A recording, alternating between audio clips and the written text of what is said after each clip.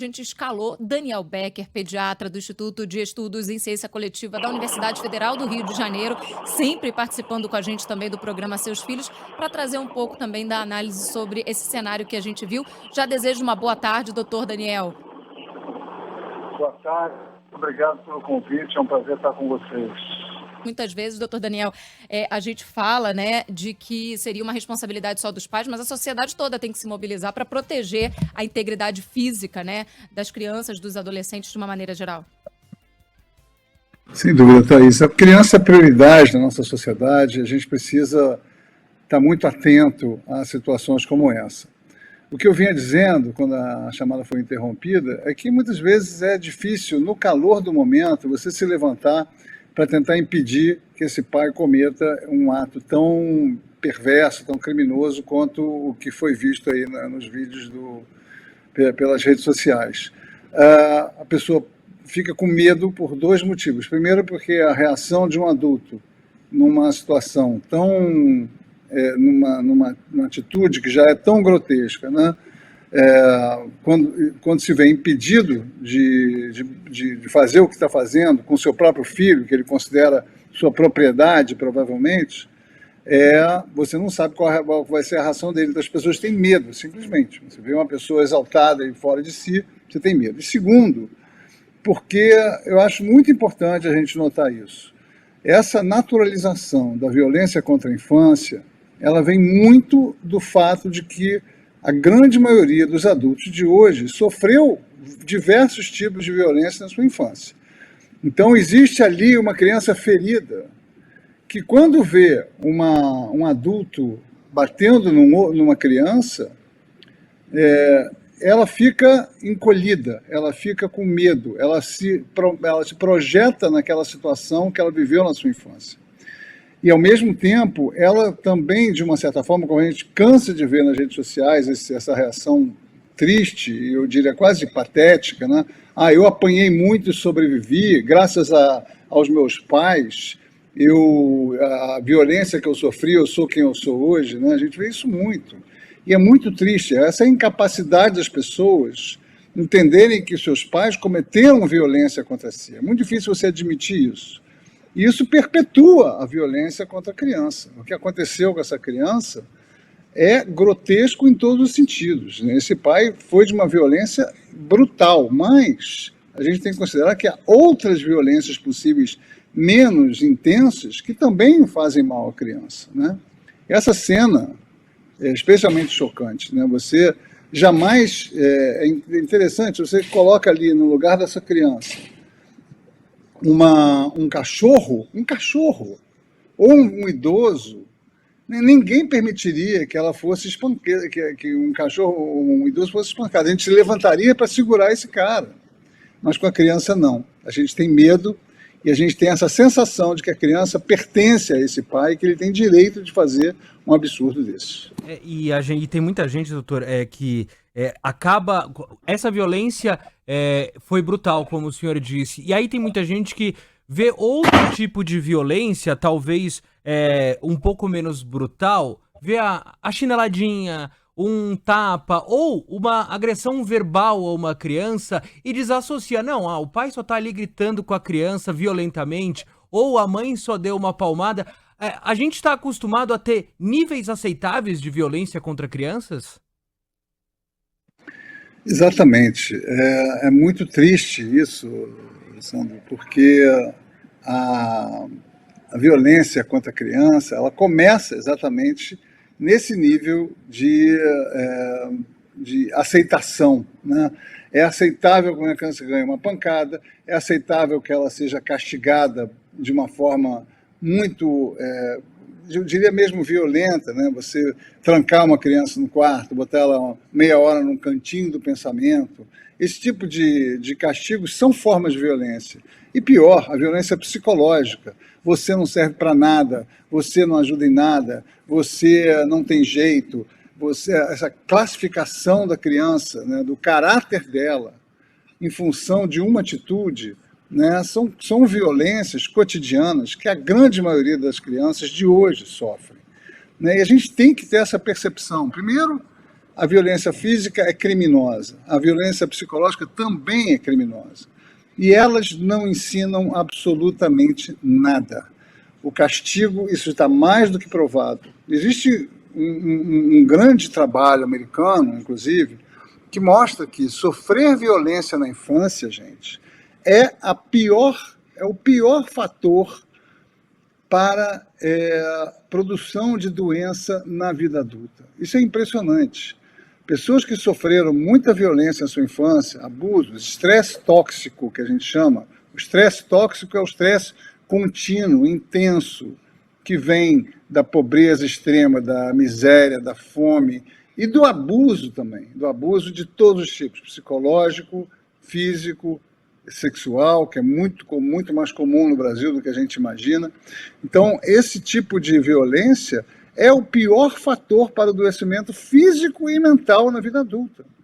Mais do que passar fome, mais do que comer mal, do que fumar, do que sedentário, né? E, além disso, você tem ali pessoas que têm muita dificuldade nos seus relacionamentos, seja no trabalho, seja sociais, seja com a sua família, e que vão reproduzir essa violência. Então, é um ciclo que tem que ser interrompido. A gente tem que entender, isso é muito importante, que não há violência aceitável contra a criança em nenhum grau. A criança é um ser completamente desprovido de maturidade cerebral, né? Ela tem, o seu cérebro em desenvolvimento e a gente tem que ajudá-la a encontrar formas de comportamento através de corregulação, de orientação, de carinho, mas jamais de castigo. Se uma criança está numa crise de mau comportamento, digamos, uma crise de irritabilidade, que a gente chama de birra, ela precisa ser acolhida, precisa ser abraçada na medida do possível, precisa ser contida se ela estiver tendo uma crise mais violenta de querer bater ou se jogar no chão, contida carinhosamente, deixar aquilo passar e esperar que ela se autorregule ou se corregule com a gente. A nossa calma é que vai ajudar essa criança a interromper o seu mau comportamento e a deixar que aquilo passe. Nesse caso foi muito pior, né? Esse pai devia estar, pelo que eu entendi, ele estava fora de si, porque as meninas sumiram e ele tinha proibido ele de ir à água, né?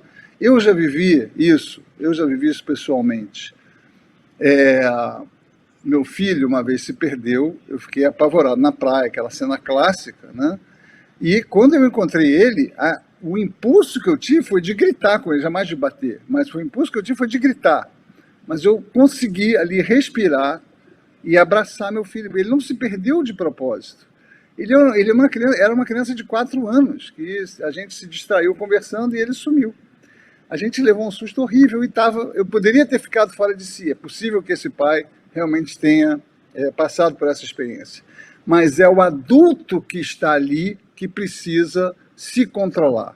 Inclusive, o autocontrole do adulto é o melhor exemplo para que essa criança aprenda um comportamento mais adequado em qualquer situação. É o nosso exemplo muito mais do que as nossas palavras ou do que os nossos castigos, que vai ser mais didático para essa criança.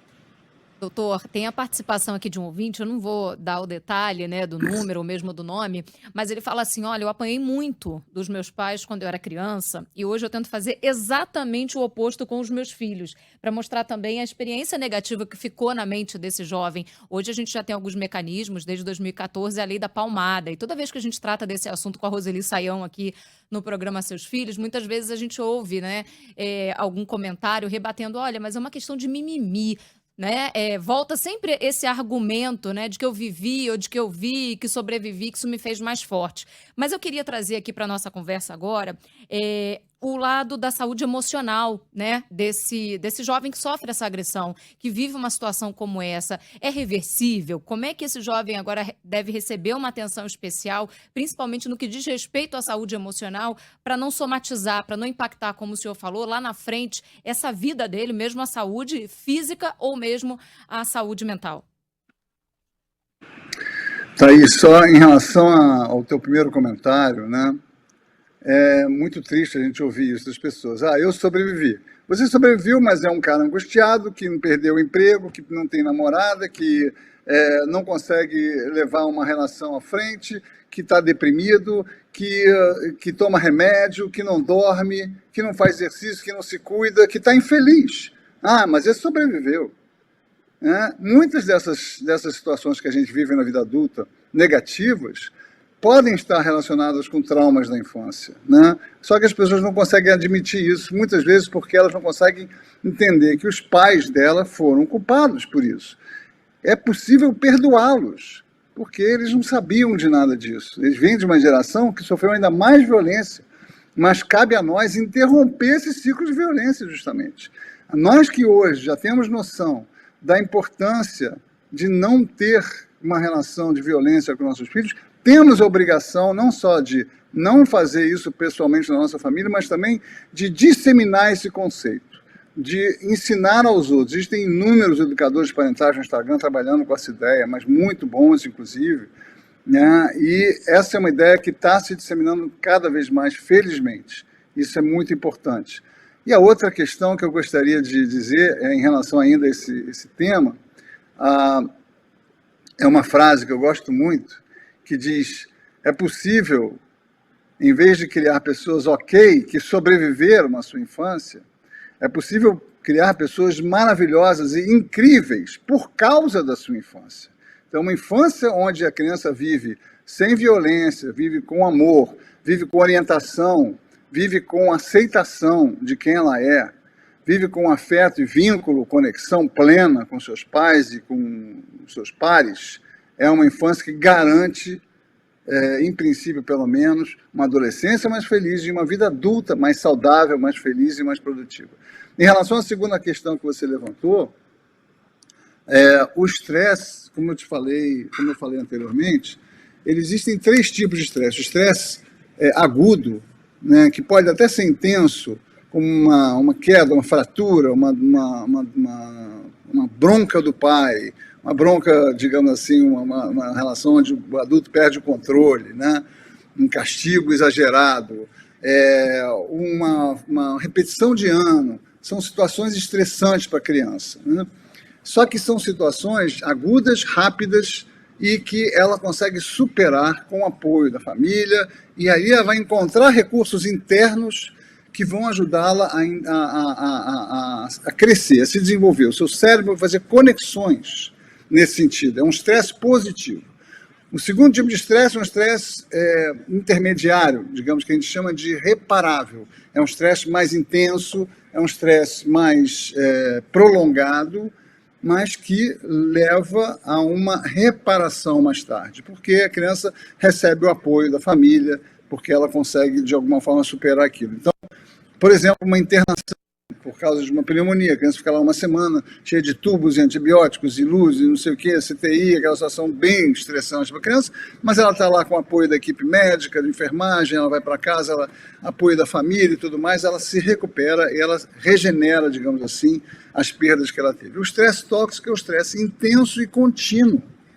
E esse sim, ele vai lesar o cérebro, vai impedir novas conexões, ele vai fazer conexões nocivas, vai arrestar ou vai, digamos, prejudicar o desenvolvimento cerebral dessa criança e vai levar a uma situação de trauma, né? E essa criança que tem esse estresse contínuo precisa sim de terapia, de ajuda, de cuidado, né? Ela não pode ser, digamos, essa possibilidade não pode ser, isso não é nada, ela vai superar. Não, ela pode ser sim muito prejudicada por isso. E, nesse sentido, não só ela, mas os pais têm que passar por uma terapia, né, de redenção, digamos assim, de mudança de atitude, em primeiro lugar, e ela, claro, se manifestar qualquer tipo de sintomatologia, né, seja física, muitas vezes ela é psicossomática, seja de adoecimento emocional, mental, ela sim precisa de apoio, de terapia, de vários, que pode ser de várias maneiras diferentes.